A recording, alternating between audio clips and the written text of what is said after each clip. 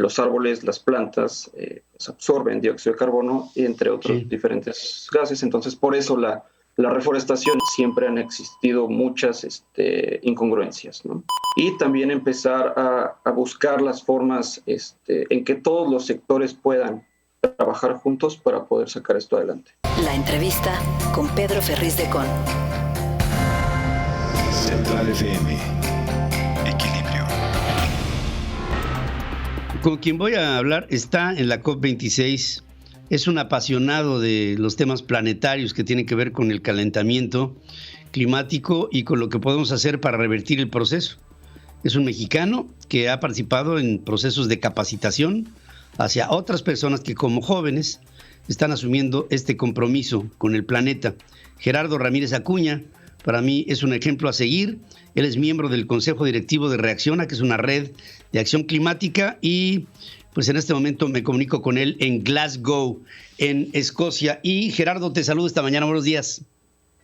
Muy buenos días, Pedro. ¿Qué tal? ¿Cómo está todo por allá?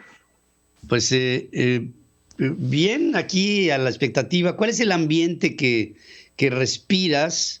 Y yo, pues me ayudarías mucho con una confusión que traigo sobre este compromiso sobre la desforestación para evitarla y para evitar el deterioro de la tierra de aquí al 2030, en la que primero no aparece México y después sí aparecemos, pero no está la secretaria de la Semarnat.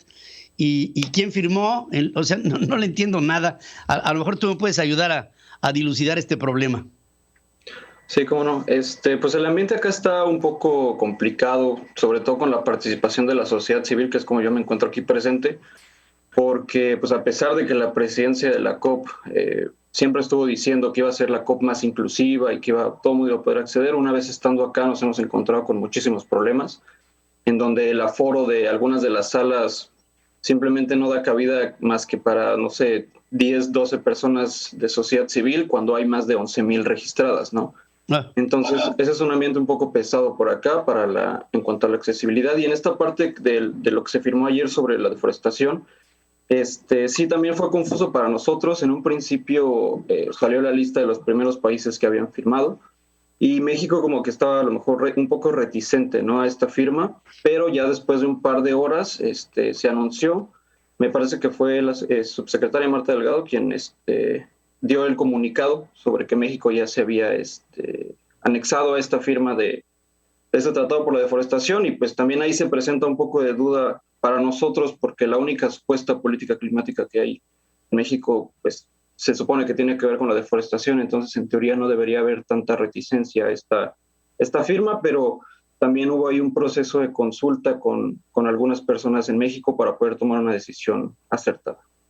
Ahora, el compromiso se había, digamos, pactado en principio con tiempo de antelación y la señora secretaria de la Semarnat, la señora María Luisa Albores, sabía perfectamente bien que tenía que estar en este compromiso, del que argumenta no ha podido llegar porque tenía una comparecencia en el Congreso mexicano con diputados y porque luego se endurecieron las reglas para llegar al Reino Unido por el tema del COVID. Yo francamente no entiendo, ante un compromiso de esta naturaleza, que estos sean los argumentos, la verdad de las cosas. No sé si por allá se hable de lo mismo. Pues sí, las cuestiones de la participación, por lo menos aquí entre los jóvenes mexicanos sobre todo, pues ha estado compleja porque, o sea, desde que estuvieron los primeros 2 días de los líderes mundiales, México no tuvo la presencia del presidente en nuestro caso. Entonces se habla un poco sobre realmente cómo está participando México, y ya en la parte de los tratados que se hacen de este lado, pues como la Secretaría de Relaciones Exteriores es quien también se encarga de manejar los temas multilaterales en las negociaciones como la COP26, es por eso que en esta ocasión se contó con la participación de Relaciones Exteriores. Y también ahí hay algunos conflictos internos para nosotros como sociedad civil en que no esté tan bien representada la Semarnat. Entonces creo que estamos en ese sentido igual que tú, con un poco de confusión de por qué pues la Secretaría de Estado, que está en teoría encargada de ver estos temas a nivel nacional, no se encuentra representada por ahora en la COP. Por supuesto, ese es un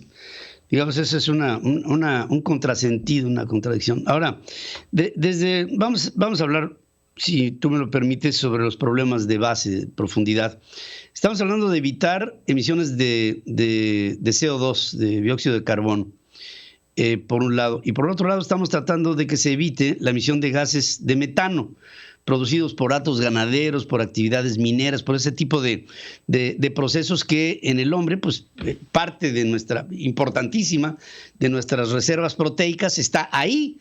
Pero también hay que decirlo que el plancton y el bentos, dentro de lo que es, digamos, la expresión vegetal de los mares, pues producen una enorme cantidad de metano, y todo esto, pues de alguna manera, pues por lo menos lo que toca a los mares es incontrolable.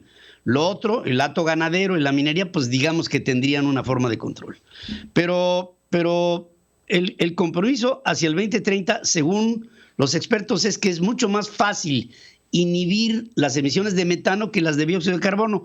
Y las de metano son mucho más graves para el planeta en función del calentamiento climático que el dióxido como tal.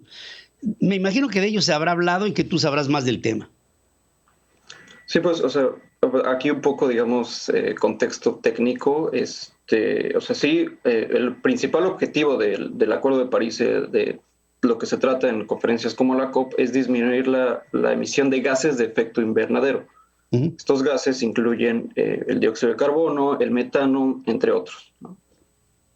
Lo que pasa es que cada uno de estos gases calienta de diferente forma la atmósfera. Es decir, una unidad de dióxido de carbono va a calentar menos que una unidad de metano. Es por eso que concentrarse también en el metano es muy importante para bajar la temperatura final en el mundo, ¿no? Y como bien mencionas, el metano se produce principalmente por los procesos biológicos, entre los que pues prácticamente es la ganadería, ¿no? Y la agroindustria.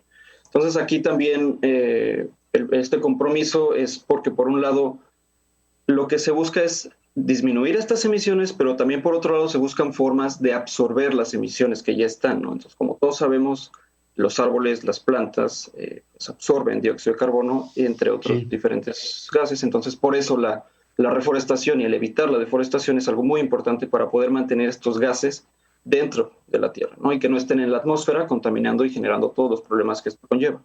Igualmente, ahora, como mencionas, el océano es un gran sumidero de carbono en donde también se absorbe, de hecho, la mayor parte de estos gases es el océano. Entonces, lo que se busca también es que todo se quede ahí, adentro, y no esté afectando los problemas, como ya te digo, de la atmósfera.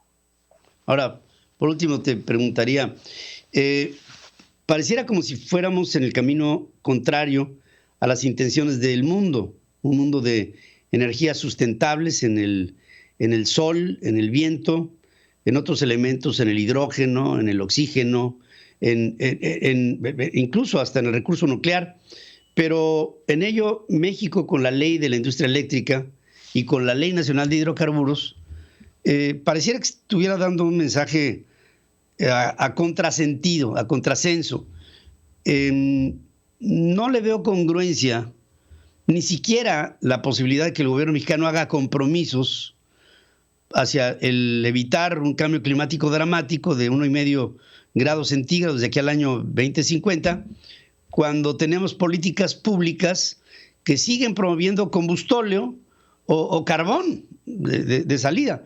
Y en ello yo creo que ahí pues la postura de México es inconfesable y es impresentable también ante una cumbre como la de Escocia. Sí, pues es un tema a veces complicado también el encontrar que haga sentido la política exterior con la política doméstica, sobre todo en tiempos actuales en diferentes países, incluidos México, ¿no? Como bien mencionas, pues hay esta, digamos, persistencia en el uso de combustibles fósiles, ¿no? En México. Desde la firma del Acuerdo de París en la administración anterior, históricamente México suele aceptar, ¿no? Siempre tratados internacionales, el combate al cambio climático en foros internacionales, pero al momento de aplicar esto ya en la política nacional siempre han existido muchas incongruencias, ¿no? Actualmente pues estamos viendo cómo está, como ya mencionaba, esta necedad, esta persistencia en el uso de combustibles fósiles y en fuentes de energía que tienen grandes impactos socioambientales, ¿no? Incluidas como la nuclear o la hidroeléctrica que, a pesar de ser limpias, como se menciona en la ley mexicana, siguen teniendo grandes impactos, ¿no? Entonces, aquí también en México es importante que empecemos a abrir el diálogo, ¿no? Porque el tema del calentamiento global y del cambio climático es un tema que no debería tener partido, no debería estar en la izquierda, en la derecha, en el centro. Es un problema que nos afecta y nos va a afectar a todos, especialmente a mí como joven, ¿no? Entonces, dejar de politizar temas como este es muy importante para poder lograr una transición energética justa que tome en cuenta a las comunidades y a las personas para poder tener un futuro más sostenible y poder combatir toda esta crisis que estamos viviendo y poder mitigar los efectos del cambio climático, además de preparar a las personas de diferentes formas para podernos adaptar al cambio climático, porque el cambio climático ya está aquí. Claro, y tenemos que aprender a vivir con él, así como lo hemos estado aprendiendo a hacer con la pandemia. Tenemos que aceptar el futuro que nos han dejado y también empezar a buscar las formas en que todos los sectores puedan trabajar juntos para poder sacar esto adelante.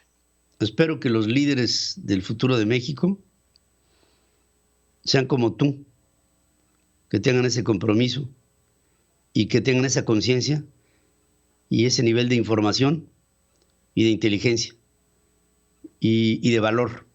Y por lo mismo, para mí es un verdadero orgullo hablar con un joven como tú, mexicano comprometido, que no solamente está comprometido, sino que ha comprometido a más jóvenes en este llamado a la conciencia, por lo que a gritos nos está exigiendo nuestra casa, el planeta Tierra.